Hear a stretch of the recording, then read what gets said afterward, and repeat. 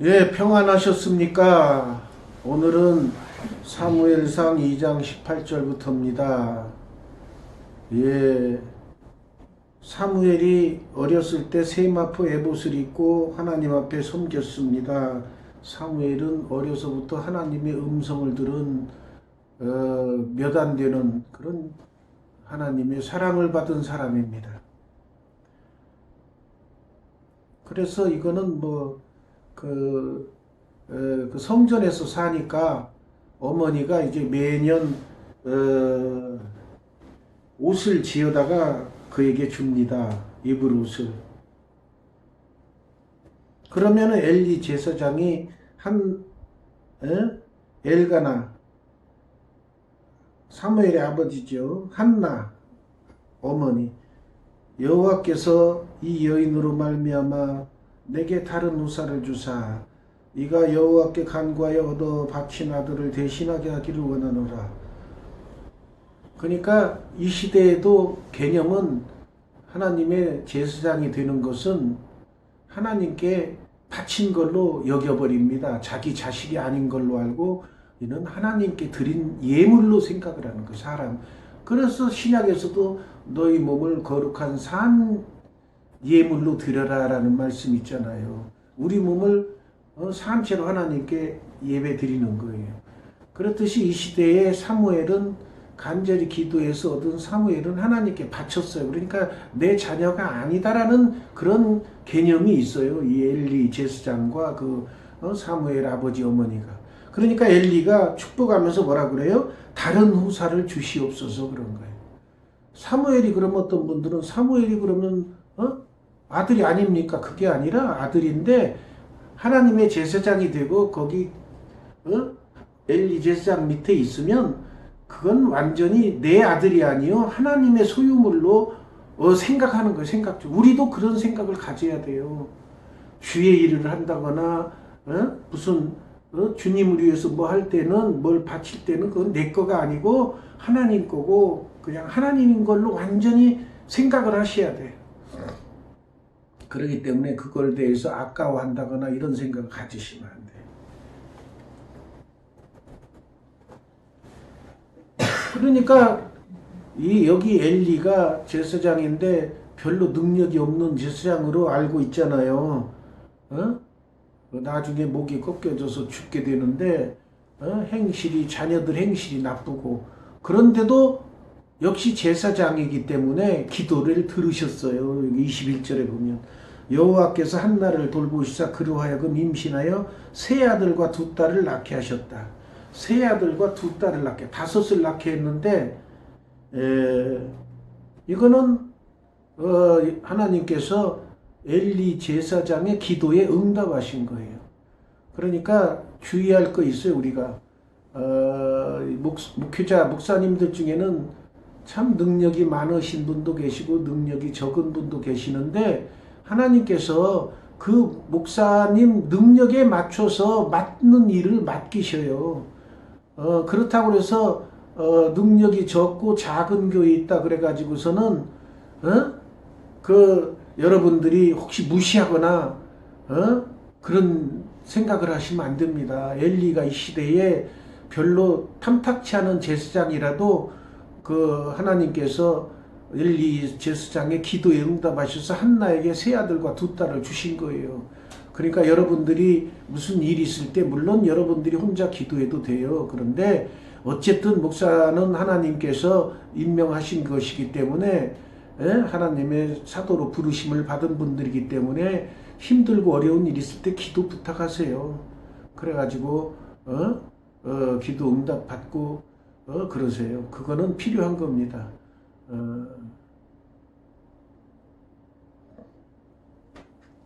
그래서 여기서 세 아들과 두 딸을 낳게 하셨다. 여기서 세 아들 중에 제가 생각하기에는 사무엘은 안 들어갔을 거예요. 사무엘은 자기가 낳았지만 하나님 것이다. 내 아들이 아니다. 그래서 세 아들 범위에 안 들어갔을 걸로 합니다. 그래서 세 아들과 두 딸을 낳게 하셨고 아이 사무엘은 여호와 앞에서 자라니라. 이 말씀도 잘 깨달아 보세요. 아이 사무엘은 우리 부모님 앞에서 자라야죠. 아이들은.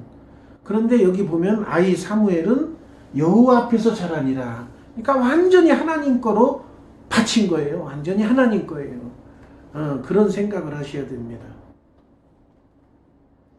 엘리가 매우 늙었더니 그의 아들들이 온 이스라엘이 행한 모든 일과 회막문에서 수종드는 여인들과 동침하였음을 듣고, 여기서 보면은 이스라엘에게 이스라엘이 행한 일이 왜 나오느냐? 그 시대의 제사장은 국민들로부터 휴왕을 받는, 존경받는 직업입니다.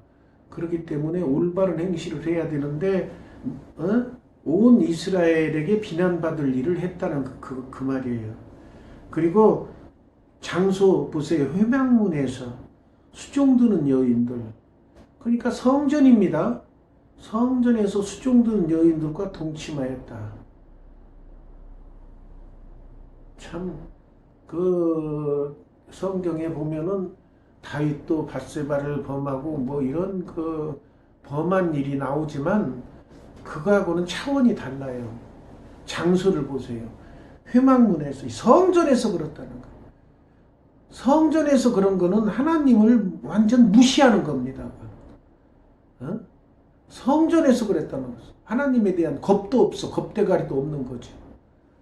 물론 다른 장소에서 유다도 옛날에 자기 며느리하고 뭘 몰랐지만 창녀인 줄 알고 가서 관계를 맺었지만, 하나님께서 인간들이 그런 간음죄를 범하는 걸 알기 때문에 참 죄를 짓지 말라고 하지만, 여기는 그런 차원이 아니에요. 회막문 성전에서 그런 거는 안 된다는 거죠. 하나님께 제사 드리고 그러는데 그 중에서 다른 여인도 아니고 또 그 성전에서 일하는 여인과 동침했음을 들었다. 그러니까 그런 일은 생겨서는 안 되죠. 그러니까 그들에게 이르되, 그러니까 아들들에게 너희가 어찌하여 이런 일을 하느냐? 내가 너희의 악행을 이 백성에게서 듣노라. 백성에게서 들었다는 것은 이미 백성들이 다 알고 있다는 얘기예요. 다 알고 있는 것 거꾸로 자기 귀로 들어오는 거예요. 내 아들들아 그리하지 말라. 내게 들리는 소문이 좋지 아니하니라. 너희가 여호와의 백성으로 범죄하게 하는도다. 이 말이 중요합니다. 이 말씀이. 특히 목회자들과 주의 일을 하는 자들, 직분자들은 조심해야 돼요. 왜 그러냐면 하나님의 자녀들이, 목사나 장로, 권사, 직분자들이 범죄를 하면, 나쁜 짓을 하면 그거 그래도 되는가 보다 그러고 다 따라서 해버려요. 그러니까 여호와의 백성으로 범죄하게 하는도다. 백성들은 몰라요. 그냥 하는 거 보고 그 엘리 제사장 아들들이 그런 짓을 하네. 그거 우리도 해도 되나 보다 그러고 따라서 하는 거예요. 그러니까 참 조심해야 돼요.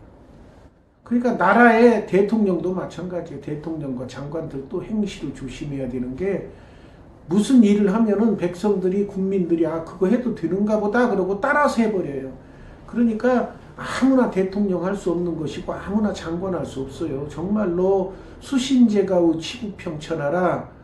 자기 몸을 다스릴 줄 알고 가족을 다스릴 줄 알고 그래야 나라도 다스릴 줄 아는 거예요.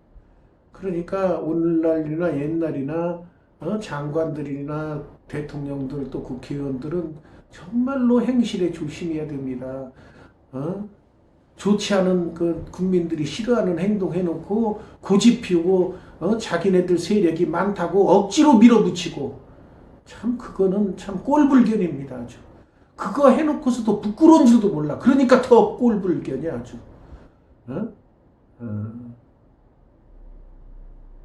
참 그런 사람들이 있으면 꾸질 줄 알고 하는 그런 사람들이 있으면 그거를 주워 듣고 우리가 너무 심했나 보다 그러고 자중하고 근신하는 그런 모습도 보여줘야 되는데 전혀 안 해요. 그렇게 해놓고 나서는 하도 지들끼리는 좋다고 웃고 떠들고 앉아있어. 그러니까 더 우스운 꼴 당하는 거. 그러니까 그 정치라는 것도 아무나 하는 거 아닙니다. 사람이 사람에게 범죄하면 하나님이 심판하시려니와 만일 사람이 여호와께 범죄하면 누가 그를 위하여 간구하겠느냐. 왜 이 말씀이 중요해요. 사람이 사람에게 범죄하면 하나님이 심판해야 이놈아 너 잘못했어. 그런데 사람이 하나님께 범죄하면은 심판할 사람이 없어. 그냥 하나님이 무조건 쳐내버립니다. 그들이 자기 아버지의 말을 듣지 아니하였으니 이는 여호와께서 그들을 죽이기로 뜻하셨습니다. 자기 아버지의 말씀을 듣지 아니하였으므로. 자기 아버지가 그냥 아버지가 아니라 누구예요? 제사장, 오늘날의 목사님이죠.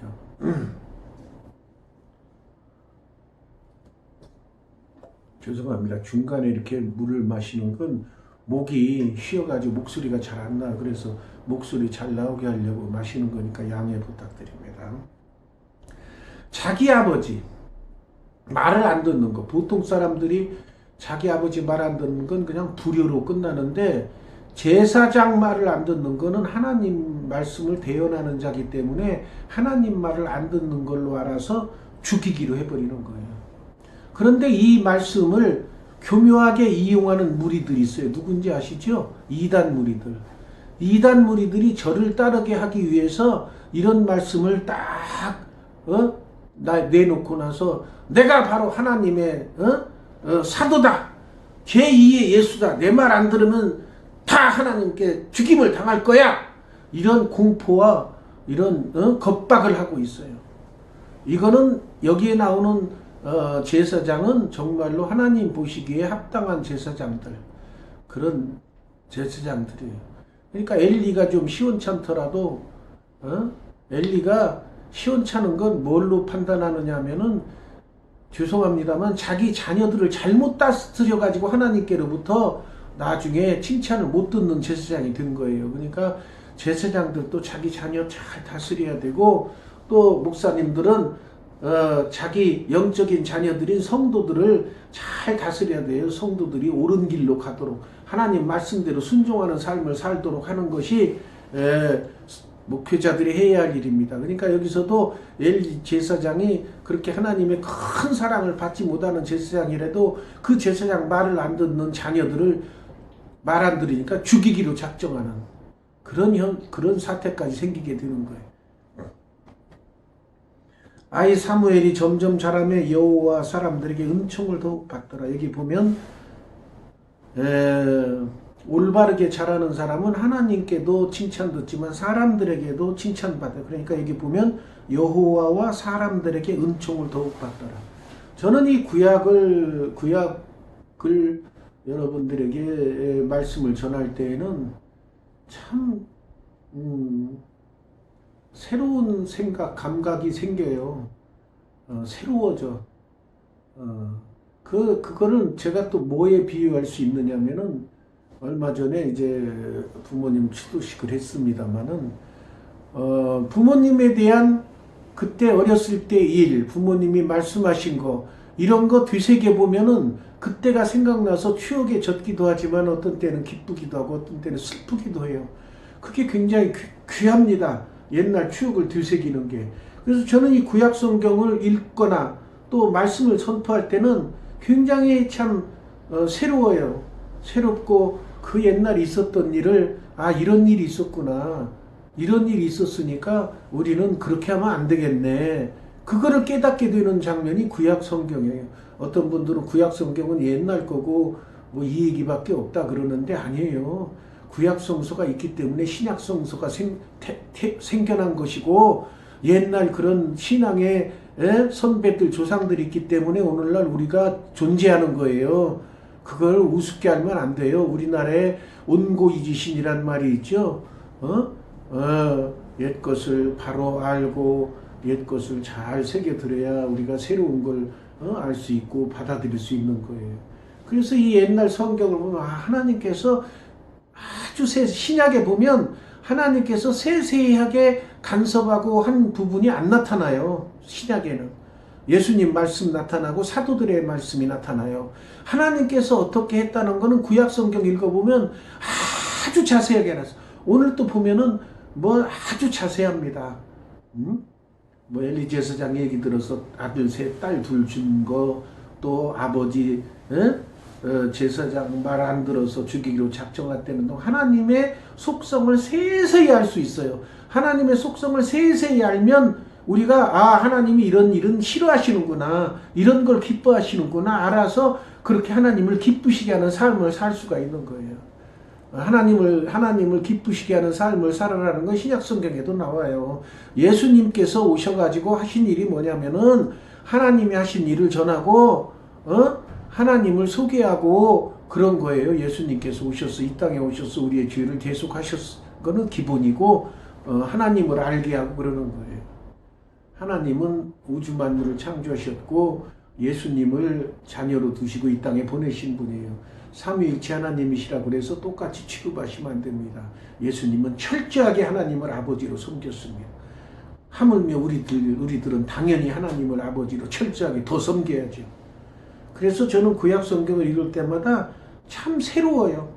참 미지의 세계를 탐험하듯 하나하나 들어가 보면 하나님께서 이런 말씀도 하셨고 이런 행동도 하셨고 이런 우리가 알지 못하는 이런 세세한 것까지 다 간섭하셨네 하고 깨달을 때마다 기쁨이 넘치고 참 새로워져요.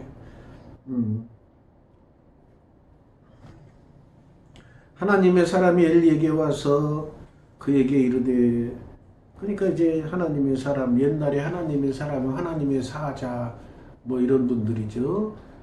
아브라함이 이렇게 있을 때 하나님의 사람 세 사람이 여호와의 사람이 지나가는데 그분들 대접해서 복 받고 그러잖아요. 여기도 하나님의 사람이 나타나면 옛날에는 하나님의 사람이 많이 나타나요. 오늘날은 성령께서 대신 임해서 역사를 펼치시고 계시죠. 엘리에게 와서 야 여호와의 말씀이 네 조상의 집에서 애굽에서 바로의 집에 속하였을 때부터 그들에게 나타났었잖아. 이스라엘 모든 지파 중에 내가 그를 택하여 제사장으로 삼았는데 그가 내 제단에 올라 분향하며 내 앞에서 에봇소를 입게 했잖아. 이스라엘 자손들이 드리는 모든 화제를 내가 내 조상의 집에 주지 아니하였니? 근데 어찌해서 그런 지금도 말씀하시는 거 들으면 하나님의 사자이기 때문에 하나님이 보낸 사람인데 하나님이 보낸 일을 이 얘기 말씀하실 때는 옛날에 있던 것부터 다 깨달으라고 말씀해 주셔요. 세세하게. 옛날에 이런 일이 있어가지고 네가 존재한 거야. 깨달으라. 그러니까 오늘날 우리가 어디서 태어났나 깨달으라 그 말이에요. 육으로는 부모님으로 태어나고 영으로는 하나님으로부터 태어나고 우리 부모님 어떤 분이었는데 네가 그러면 되겠느냐 이런 식으로 이 얘기하는 거 우리 사람들도 많이 하죠. 하나님 사자도 와서 여기서 다 얘기한 다음에 네가 그렇게 귀히 쓰임을 받고 애굽의 종로로 탔을 때부터 내가 니들 제사장 집안을 레위 지파를 사랑하고 주의 일 감당하게 했는데 내 처에서 어떻게 니들은 내 재물과 예물을 밟을 수가 있느냐? 어떻게 네 아들을 나보다 더 중히 여길 수가 있느냐? 여기 신약에 와서는 예수님께서 직접 노골적으로 말씀하십니다. 누구든지 너와 네 자녀와 네 부모들까지도 하나님보다 더 사랑하는 자는 이거야. 인정을 못해. 예수 믿는 사람으로 하나님만 온전히 섬기라고 말이에요. 그럼 여기도 그렇게 나오잖아요.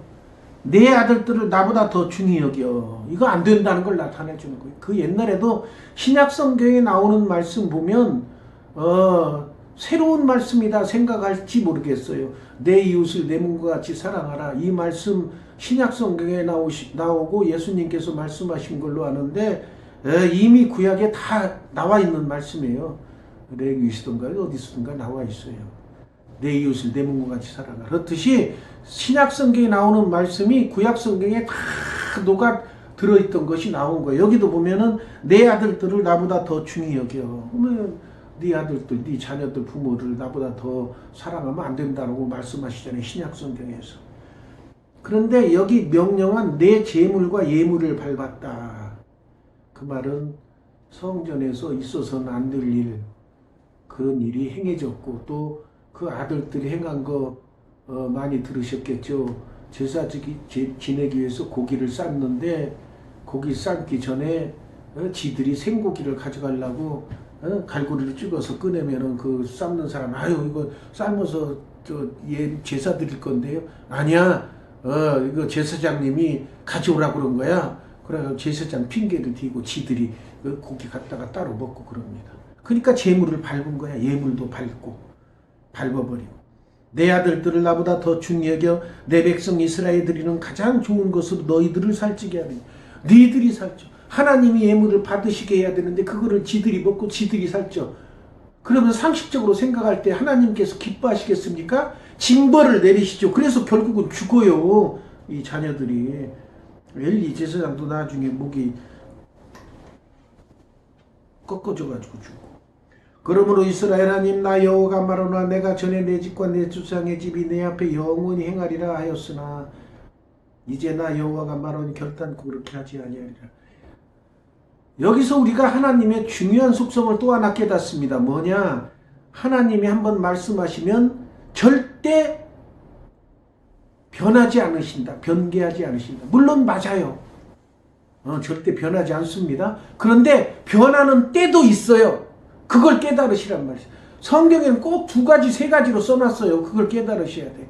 변개하지 않으실 때는 뭐냐면은 하나님께서 하라는 일을 꾸준히 사람이 할 때 절대 변하지 않으십니다. 그런데 사람이 변해 하나님을 반대로 섬기지 않고 나쁜 짓만 해. 그러면은 변해버리십니다. 하나님. 여기 나와요. 잘 읽으셔야 돼. 내가 전에 내 집과 내 조상의 집이 내 앞에 영원히 행하리라. 그 제사장 직분 행하는 걸 영원히 하도록 내가 인정을 하겠다. 그런데 이제 나 여호와가 말하니 결단코 그렇게 하지 아니하리라. 이런 걸 캐치해낼 수 있어야 돼요. 하나 성경을 그 묵상하실 때 이런 걸 캐치해내야 돼. 그러니까 우리의 두뇌, 우리의 두뇌가 뭐가 있느냐면은 고정된 지식, 고정된 지식. 그러니까 우리가 항상 생각하는 고정된 관념, 고정관념이라 그러죠. 고정관념. 고정관념이 있는 사람들은 뭐 이렇게 세상이 변하면 에이 그 거짓말이야 그러고 이렇게 알아들어요.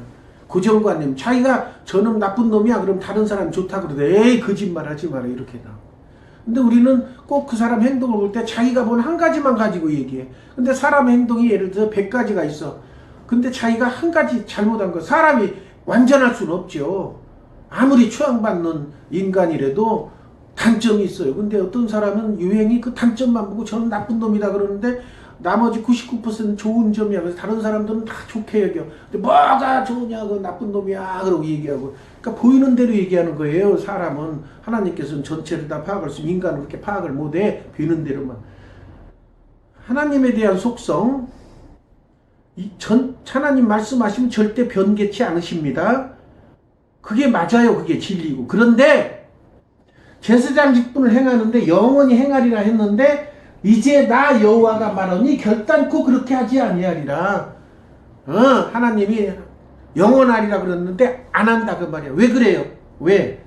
엘리 제사장도 그렇고 아들들도 그렇고 나를 왜 그러냐면 여기 이제 이게 핵심이 나와요. 하나님은 주고받으시는 분이에요.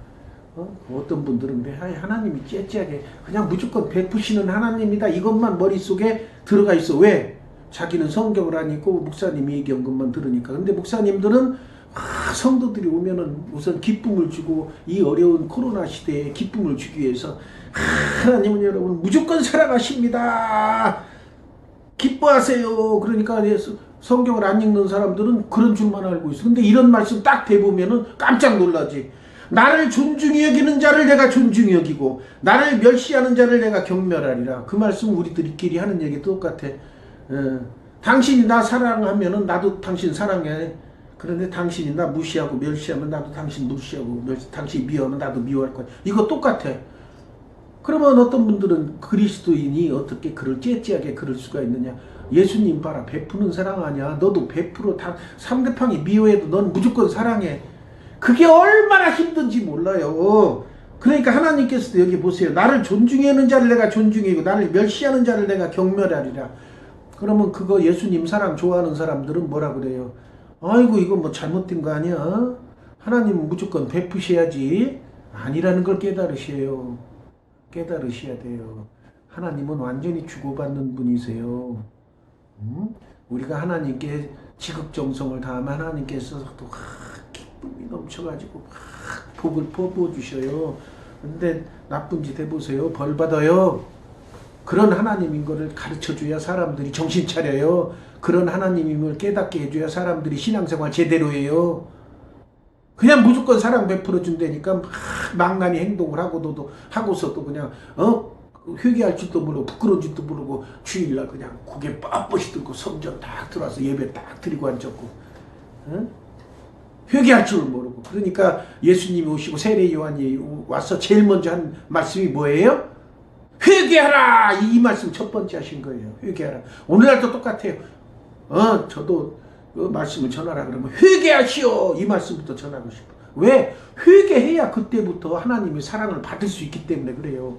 죄가 차 있으면 기도도 안 통하, 아무것도 안 돼. 하나님하고 단절돼 있어. 그러니까 먼저 회개하지 않으면 신앙생활 할 수가 없는 겁니다.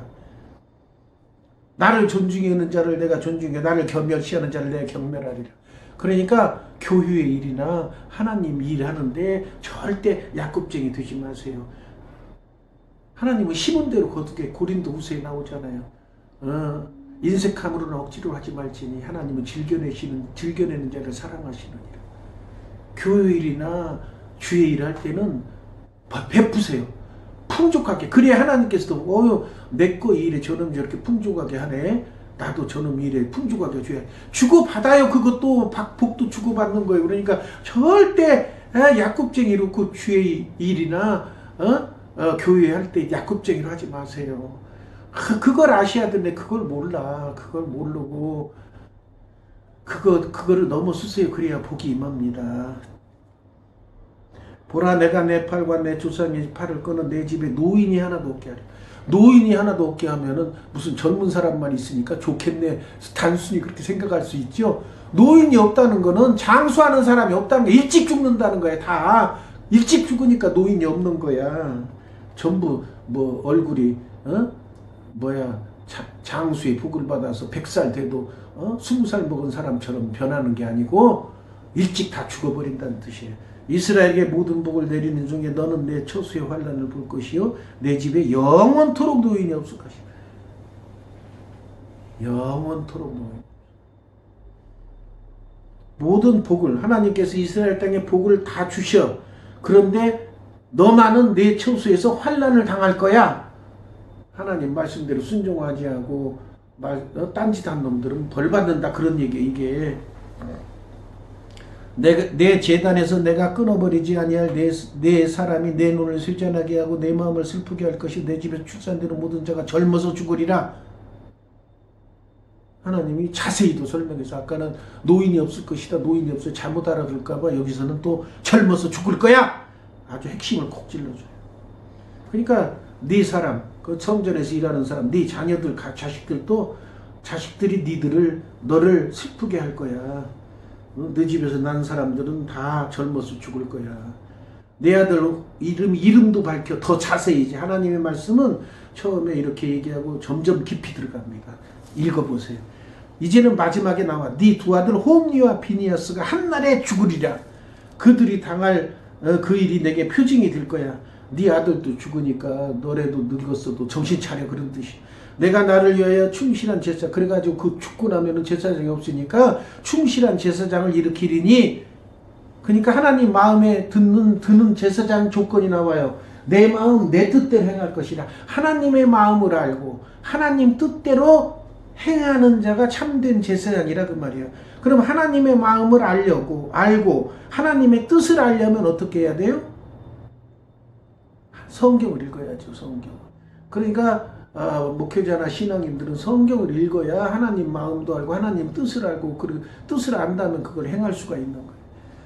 내가 그를 위하여 견고한 집을 세우리니 그가 나의 기름 부은 자 앞에서 영구히 행하리라. 이 사무엘을 두고 얘기한 거죠. 사무엘을 일으켜서 사무엘을 제사장 삼겠다는 뜻입니다. 그리고 내 집에 남은 사람이 각기 와서 은한 조각과 떡 한 덩이를 위하여 그에게 엎드려 청하되 이르되 청하노니 내게 제사장 직분 하나를 맡겨 내가 떡 조각을 먹게 하소서 하리라 하셨다 하니라. 직분 하나를 맡겨서 제사장 직분 이제 맡겨서 행하게 한다는 그 뜻입니다. 예. 그렇기 때문에 우리가 이런 구약을 말씀 묵상할 때 자세히 묵상하며 깊이 살펴보시면 하나님의 깊은 뜻 아주 세미하게 세세하게 간섭하는 걸 깨달으실 수 있어요. 두리뭉실하게 신앙생활을 할 생각하지 마세요. 하나님 마음을 잘 깨닫고 그거에 어긋나지 않도록 신앙생활 잘 하셔야 됩니다. 기도하겠습니다.